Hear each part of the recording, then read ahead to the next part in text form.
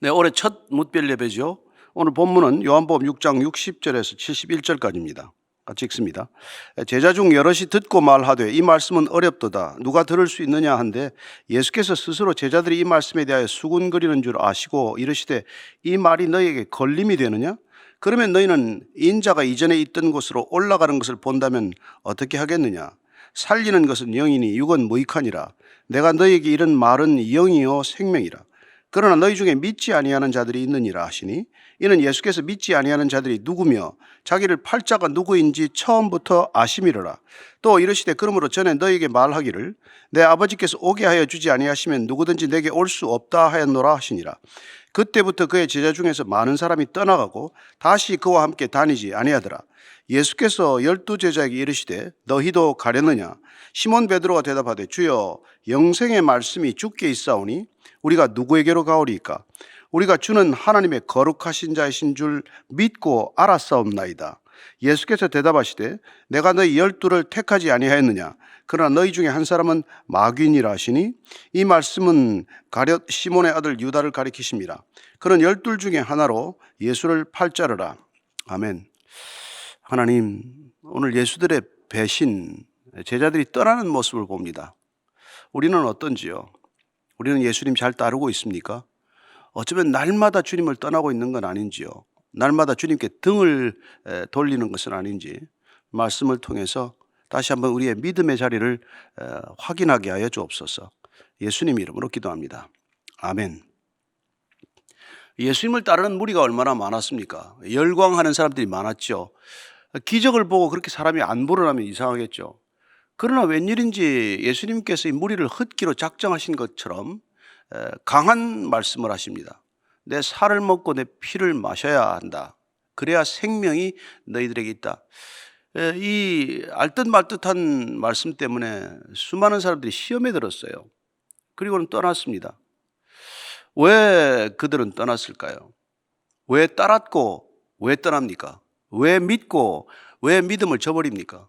오늘 우리의 믿음을 한번 그 관점에서, 예수님의 관점에서, 말씀의 관점에서 확인해 보기를 원합니다.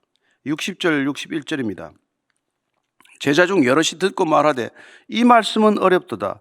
누가 들을 수 있느냐 한데 예수께서 스스로 제자들이 이 말씀에 대하여 수군거리는 줄 아시고 이르시되 이 말이 너희에게 걸림이 되느냐? 결국 주님께서 살과 피를 마시라고, 먹고 마시라고 하는 이 말씀이 걸린 것이죠. 특별히 유대인들에게 피는 끔찍한 어떤 연상을 가져옵니다. 동물을 피째 먹지 말라. 그래서 모든 음식들, 동물들을 잡을 때는 피를 다 빼고 먹지 않습니까? 지금도 코시어 음식이라고 얼마나 정결법이 까다로운지 모릅니다. 근데 그들에게 내 살과 피를 먹고 마시라, 이건 정말 받아들이기 어려운 얘기였을 거예요.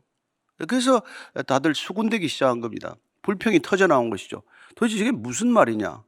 그렇습니다. 그 말을 액면 그대로 들은 사람과 그 말의 의미를 새긴 사람들이 있겠지만 대다수는 이 말을 알아듣지 못한 탓이죠. 하기야 뭐 니고데모도 못 알아들었고 사마리아 우물가인도 첫 얘기를 못 알아들었듯이 예수님께서 영적으로 하시는 말씀을 육적인 관점에서 어떻게 그걸 이해할 수가 있었겠습니까? 당연한 결과죠. 그러나 예수님께서는 강하게 이런 얘기를 하시는 이유가 뭘까요?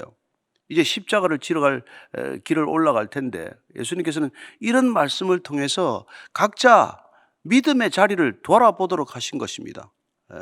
무엇이 믿음인지를 다시 확인코자 하신 것이죠. 그래서 이 말이 걸림이 되어서는 안 된다는 뜻입니다. 내 말이 너희들에게 걸린다는 건 걸려서 넘어지는 거예요. 실족하는 겁니다.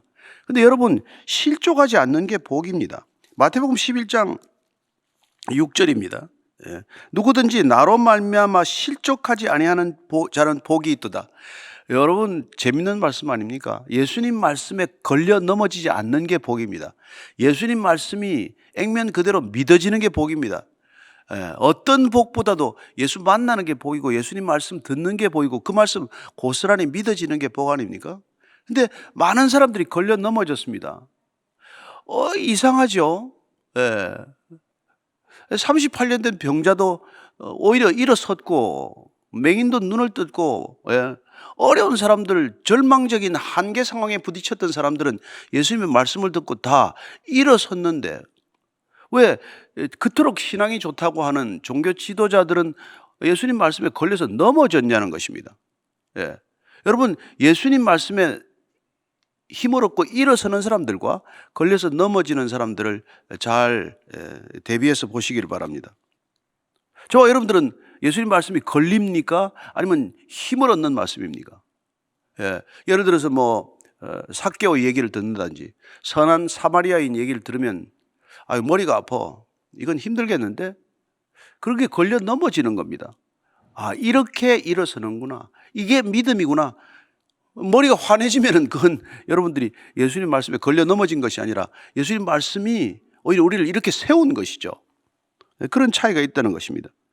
그래서 우리의 믿음의 동기가 점검되는 거예요. 62절입니다. 그러면 너희는 인자가 이전에 있던 곳으로 올라가는 것을 본다면 어떻게 하겠느냐? 내가 살을 먹고 내 피를 마시라는 말이 그렇게 걸리는 모양인데, 그럼 내가 그래서 어떻게 저자가 생명의 살이라고 말하냐? 저 엄마가 누구고 아버지가 누군고 가족이 누군지 다 아는데, 그래서 예수님께서는 답답하니까 내가 그러면 승천하는 걸 보면 너희들이 믿겠냐? 그래도 안 믿을 걸, 그런 말씀이죠. 그래서 왜 믿고 왜 따르는지를 보라는 겁니다.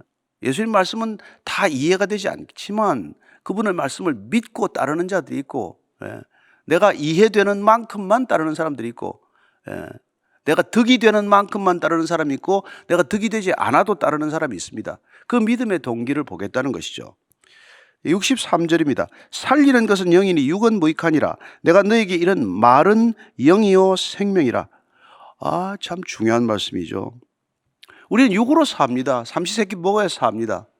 그래서 음식이 우리를 살린다고 생각하죠. 그래서 그렇게 몸을 지극히 정성스럽게 보살핍니다. 그러나 예수님께서는 딱 이렇게 잘라서 말씀하십니다. 두 가지 믿음 생활할 때 기억을 해라. 살리는 것은 영이다. 영이 우리를 살리는 것이다. 우리는 모두 다 육신이 우리를 살린다고 육에 묶여 살아가지만 아니다. 영이 우리를 살리는 것이지, 영이 살아야 우리가 사는 것이지, 영혼이 잘 되어야 범사가 잘 되는 것이지. 또 한 가지는 뭡니까? 내가 너에게 이런 말이 이게 영이다. 예수님의 말씀이 영이다. 내 말이 영이고 생명이다. 여러분, 예수님의 말씀은 영이요 생명이다. 얼마나 중요한 얘기입니까? 성령 충만하고 싶습니까? 말씀 충만이면 됩니다. 생명이 왕성하고 싶습니까? 말씀이 충만하면 생명력이 살아나는 것입니다. 죽을 사람도 사는 것입니다. 말씀이 들어가면 죽을 사람도 살아나는 것입니다. 이게 말씀의 능력이에요. 믿음의 능력이에요. 64절 65절입니다. 그러나 너희 중에 믿지 아니하는 자들이 있느니라 하시니, 이는 예수께서 믿지 아니하는 자들이 누구며 자기를 팔자가 누구인지 처음부터 아심이라. 또 이르시되 그러므로 전에 너희에게 말하기를 내 아버지께서 오게 하여 주지 아니하시면 누구든지 내게 올 수 없다 하였노라 하시니라. 근데 너희들 내가 지금 내 말이 곧 영이고 생명이고, 또한 살리는 것은 영이다, 이런 말 해도 너희들이 믿지 않는 자들이 있지 않냐? 그리고 주님께서는 처음부터 나를 팔자가 있다고 말합니다. 아니 그러면 여러분들도 왜 가룟 유다는 왜 끌고 오셨나? 왜 제자로 데리고 다니셨나? 궁금하지 않았습니까? 그래서 어떤 사람들은 십자가를 지기 위해서 각본에 따라서 하나 끼워 넣은 거지. 아닙니다. 예수님께서는 그의 끝까지 돌아설 기회를 주셨습니다. 회개할 기회를 수없이 주셨습니다. 아니 신뢰를 표시하기 위해서 돈꾀를 맡기기까지 않았습니까? 그러면 그에게 어떤 사랑을 충분히 줬죠. 아니 성찬할 때 그를 뺐습니까? 세족식 할 때 배신할 거라고 눈을 흘겼습니까? 예수님께서 끝까지 그에게 기회를 주었죠. 그러나 마지막 순간까지 그는 돌이키지 않았습니다. 그래서 어쨌건 오늘 예수님께서는 아버지께서 내게 주신 자들은 반드시 내게 온다. 이 얘기는 44절 말씀을 한번 반복하고 강조한 거예요. 믿음은 우리로부터 비롯되지 않습니다. 하나님으로부터 비롯된 것이다. 믿음도 전적으로 하나님의 은혜다, 선물이다. 그 얘기를 반복하는 것이죠. 44절입니다. 나를 보내신 아버지께서 이끌지 아니하시면 아무도 내게 올 수 없으니 오는 그를 내가 마지막 날에 다시 살리리라. 그분은 마지막 날에 우리를 부활에 이르게 하겠지만 하나님께서 이끌어 주셔야, 나한테 보내야 한다는 것입니다. 66절입니다. 그때부터 그의 제자 중에서 많은 사람이 떠나가고 다시 그와 함께 다니지 아니하더라. 많이 떠난 제자들 중에는 12제자가 포함된 건 아니죠. 예수님의 제자들은 여러 가지 부류가 있었습니다. 부르지도 않았는데 온 제자들이 어쩌면 스스로 자칭 제자들일지도 모르겠습니다. 보통 사람들보다는 열광적이어서 누가 봐도 야, 저 사람은 제자급이네, 이런 사람들이 적지 않았겠죠. 그런 무리들은 다 떨어져 나갔습니다. 참 안타깝게도 그들은 끝내 그 예수님의 말씀을 이해하지 못했습니다. 받아들이지 못한 것이죠. 그래서 예수님께서는 제자들에게 이렇게 물으십니다. 67절부터 69절입니다. 시작. 예수께서 12 제자에게 이르시되 너희도 가려느냐? 시몬 베드로가 대답하되 주여, 영생의 말씀이 주께 있사오니 우리가 누구에게로 가오리이까? 우리는 주는 하나님의 거룩하신 자이신 줄 믿고 알았사옵나이다. 참 그 베드로는 참 볼수록 신기해요. 결정적일 때 실수도 하지만 결정적일 때 또 정말 누구도 답하지 않을 때 선뜻 또 정답을 말합니다. 어쨌건 그는 예수님께서 가겠느냐고 물었을 때 단호하게 안 간다고 말합니다. 사실 제자라고 하지만은 예수님께 등을 돌린 제자들은 정체가 뭡니까? 본인들이 계산해서 온 거죠. 그리고 계산이 끝나서 이제 돌아간 겁니다. 이 사람 왕이 되자고 그렇게 왕되라고 해도 부축해도 왕될 가망은 없구나. 덕볼 일은 여기까지구나. 그럼 여기서 뭐 계산 끝내고 손절해야지. 그게 다 떠난 거 아닙니까? 그러나 적어도 12제자는 어떤 사람들입니까? 그들은 제 발로 찾아온 사람들이 아닙니다. 신기하죠. 제 발로 찾아온 사람들은 제 발로 떠났습니다. 그러나 예수님께서 나를 따르라고 부른 사람들은 아니죠. 그 사람들은 끝까지 또 예수님을 따라갑니다. 그게 그 차이예요. 그래서 여러분들이 예수님의 음성을 따라와야 되고 예수님의 음성을 따라 움직여야 합니다. 그래야 후회 안 합니다. 돌아서지 않습니다. 믿다가 손절하지 않습니다. 왜 여러분들 이 교회 저 교회 방황하겠어요? 주님의 인도하심을 따르지 않기 때문이죠. 우리가 잘 알다시피 베드로하고 안드레 부를 때 어떻게 하셨습니까? 4장 19절입니다. 마태복음. 말씀하시되 나를 따라오라. 내가 너희를 사람을 낚는 어부가 되게 하리라. 그때 그들은 그물을 버려두고 떠났어요. 그물이 자기 생업 지탱하는 것 아닙니까? 그거 다 버려두고 갔어요. 9장 9절 보면 어떻습니까? 마태를 부를 때 예수께서 그곳을 떠나 지나가시다가 마태라는 사람이 세관에 앉아 있는 것을 보시고 이르시되 나를 따르라 하시니까 일어나서 따릅니다. 그냥 무슨 자석에 걸린 사람처럼 따라가지 않습니까? 그 세관이 어떻게, 여러분 그게 뭐 그냥 앉을 수 있는 자리가 아니잖아요. 나름대로 얼마나 힘들여서 공들여서 쌓은 자리고 지킨 자리겠습니까? 근데 예수님께서 나를 따르라니까 그냥 그걸 다 버려두고 갔단 말이에요. 그나마 12제자들은 예수님이 나를 따르라고 했을 때 나를 적어도 한번 철저히 한번 이렇게 꺾어보고 간 사람들이에요. 다 뭐 아버지와 배와 그물과 세관 이 일상의 자리, 직업 이런 거 다 버리고 그분을 따라간 겁니다. 그게 차이 아니겠어요?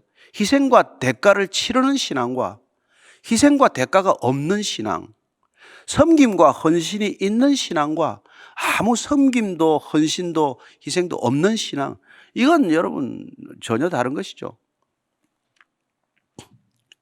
정말 질적인 차이를 드러내는 것입니다. 너희도 가겠느냐? 안 갑니다. 왜 안 갑니까? 영생의 말씀이 주께 있사오니 우리가 누구에게로 가오리까? 영생의 말씀이 있는데 이게 정말 하기 어려운 대답이죠. 주님께서 정말 말씀하시는데 그 말씀이 곧 생명이다. 이 말을 듣고 나서 그냥 얼른 알은 거죠. 주의 말씀이 영이구나. 주의 말씀이 생명이구나. 그 말씀이 있으면 족합니다. 이런 뜻이에요. 그리고 이게 중요한 기독론적 고백을 하게 됩니다. 우리가 주는 하나님의 거룩하신 자이신 줄 믿고 알았사옵나이다. 예, 주님이라고 하는 것입니다. 이 표현은 조금씩 장소와 이건 다르지만 사복음서에 공히 기록된 중요한 선언입니다. 주는 그리스도시요 살아계신 하나님의 아들입니다. 주님은 하나님의 그리스도십니다. 마태, 마가, 누가복음에 조금씩 다르게 기록되지만 어쨌든 핵심이 뭡니까? 예수님이 주님이라는 거예요. 세상에 그 어떤 누구도 비록 로마의 황제도 주님이 아니라는 겁니다. 로마의 황제를 주라고 부르지 않으면 목숨을 잃더라도 안 부르겠습니다. 우리는 주님이십니다. 그리고 주님이 그리스도십니다. 하나님의 아들이십니다. 하나님께서 보내신 그리스도십니다. 이 고백이 분명할 때 안 돌아선다는 거예요. 그분이 무슨 말을 하건 여러분 믿을만 하다는 것은 그분의 인격 때문에 믿는 것이지 단순히 그분 말만 믿는 건 아니잖아요. 그분의 말이 인격과 일치할 때 그분의 인격이 곧 말이고 말이 곧 인격이기 때문에 우리는 그분이 이해가 되든 안 되든 때로는 그 말이 내 이성과 부딪히건 안 부딪히건 내가 가고자 하는 길과는 어긋난 길이건 어땠건 그분이 기준이 되었기 때문에 그분이 온전히 내 삶을 지배하기 때문에 그분이 나를 다스리고 인도하시고 보호하시기 때문에 그분을 따르기로 결정한 것이 믿음이란 말이에요. 그러면 흔들리지 않습니다. 그래서 우리는 안 간다는 거예요. 네. 자, 70절 71절입니다. 시작. 예수께서 대답하시되 내가 너희 12를 택하지 아니하였느냐? 그러나 너희 중에 한 사람은 마귀니라 하시니 이 말씀은 가룟 시몬의 아들 유다를 가리키십니다. 그는 12 중에 하나로 예수를 팔자르라. 내가 12를 택했다는 거예요. 여러분 제자들이 먼저 예수님 택한 거 아닙니다. 저와 여러분들이 분명한 신앙을 갖게 된 것은 예수님께서 택하신 것입니다. 아버지께서 우리를 이끌어 오셔서 예수님께로 보냈을 때 예수님께서 택해 주신 거예요. 그렇습니다. 주님께서 나를 택하셨다는 건 이게 자칫 유대인들에게는 선민의식이 되고 말았지만 이건 철저히 감사의 조건이죠. 철저히 은혜의 표현 아닙니까?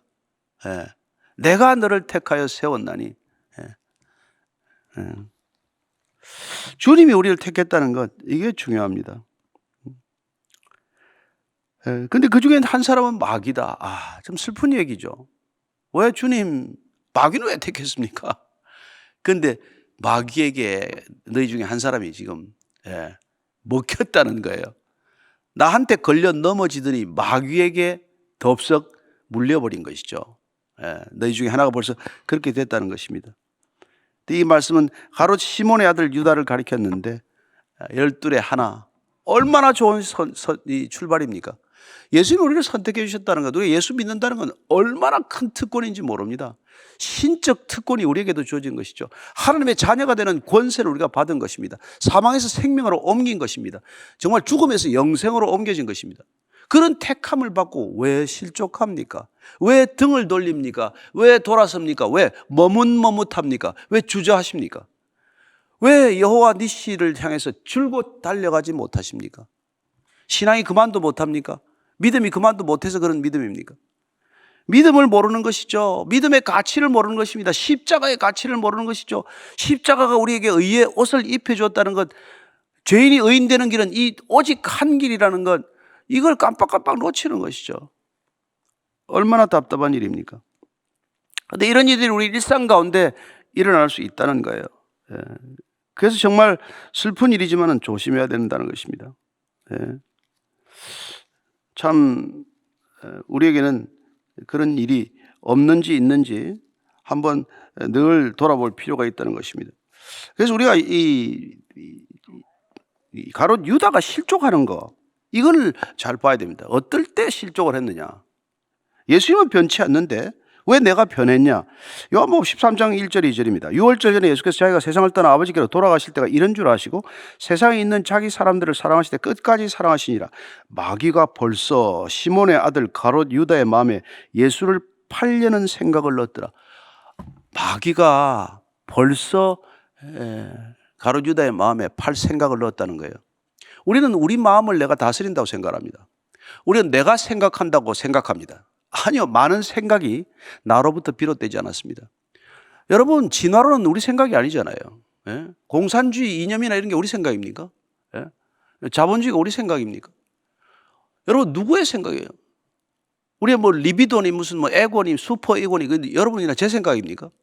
그렇습니다. 무슨 뭐 프로이드나 뭐 마르크스나 이런 사람들 생각이에요. 그래서 남의 생각들을 잔뜩 머릿속에 집어지고 있는 걸 우리는 그걸 석학이라고 말합니다. 석학일 수 있죠. 많이 아니까. 그걸 아는 게 힘이 됩니까? 꼭 그렇지 않지 않습니까? 근데 이게 왜 지금 가룟유다는 됐을까요? 불을 보듯 뻔합니다. 예수님 왕 될 거라고. 이 사람은 혁명이 꿈꾸는 거 아니겠습니까? 로마 제국에 어떻게 대항해서 유대를 독립시키는가? 뭐 이런 생각들을 꽤나 했겠죠. 민족주의적 생각을 했을 것입니다. 그래서 예수께서 왕 안 하겠다고 그러니까 뭐 한번 팔아버려야겠구만. 뭐 이런 생각이 잠시 스쳤겠죠. 마귀가 그때는 생각을 넣었습니다. 마귀가 생각에 씨앗을 뿌립니다. 여러분 가라주는 마귀가 뿌리는 것입니다.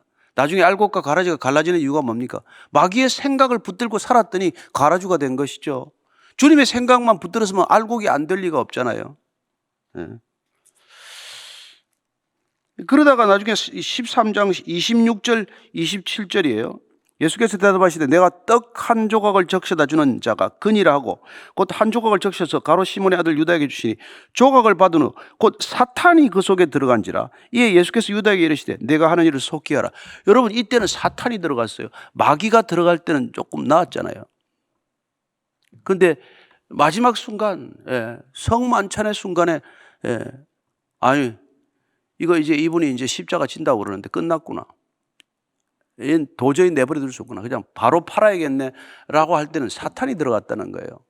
여러분 마귀는 졸개 아닙니까? 사탄은 우두머리 아닙니까? 졸개가 문 빼끔 열었습니다. 사탄이 그 열린 문 대문처럼 열고 들어온 것이죠. 우리도 그렇습니다. 작은 악이 큰 악을 부릅니다. 작은 버릇이 큰 버릇 되는 거 아닙니까? 바늘 훔치다가 소도둑 된다는 거 아닙니까? 그런 거죠. 무서운 일입니다.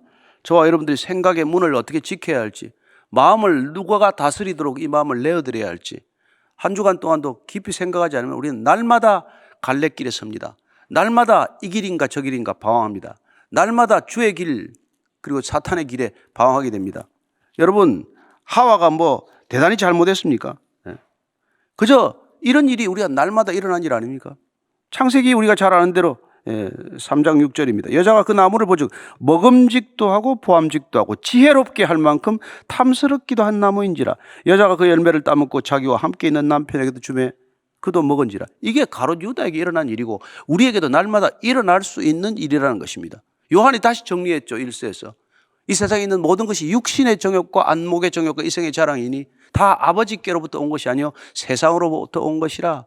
그렇습니다. 이게 다 보암직하고 먹음직하고 지혜롭게도 할 만한 것과 동일한 유혹이라는 것입니다. 사탄은 떡밥을 뿌리듯 미끼를 달아놓듯 덫을 치고 올가미를 놓듯 사방에 뿌려놓습니다. 여러분 덥석덥석 물기만 하면 그냥 끝나는 겁니다. 우리는 그 순간순간 등을 돌리는 것이고 날마다 배신하게 되는 것이죠.